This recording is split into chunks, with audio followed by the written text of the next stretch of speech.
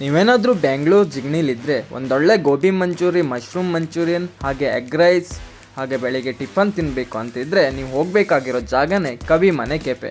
ನನಗಂತೂ ಇವತ್ತು mushroom pepper dry ತಿನ್ನಬೇಕು ಅಂತ ಆಸೆ ಆಗಿತ್ತು. ನಾನು ಫಸ್ಟ್ ಹೋಗಿ ಮಶ್ರೂಮ್ ಪೆಪ್ಪರ್ ಡ್ರೈಯನ್ನು ಆರ್ಡರ್ ಮಾಡಿದೆ. ಇಲ್ಲಿ ಫುಡ್ಡನ್ನು ಕ್ಲೀನ್ ಆ್ಯಂಡ್ ಹೈಜಿನಿಕ್ ಆಗಿ ಪ್ರಿಪೇರ್ ಮಾಡ್ತಾರೆ.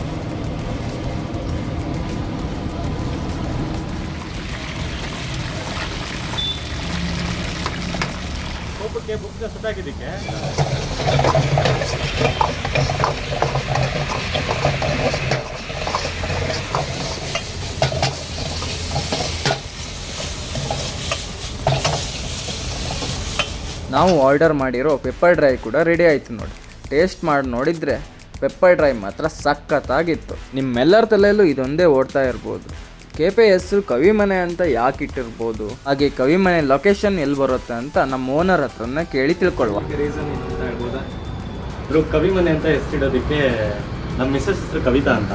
ಅದು ಅಲ್ದಿರ ನಮ್ಮ ಶಾಪಲ್ಲಿ ನೀವು ಬುಕ್ಸು ನೋಡ್ಬೋದು, ಪೂರ್ಣಚಂದ್ರ ಚಂದ್ರಶೇಖರ್ ಬುಕ್ಸು ನೋಡ್ಬೋದು.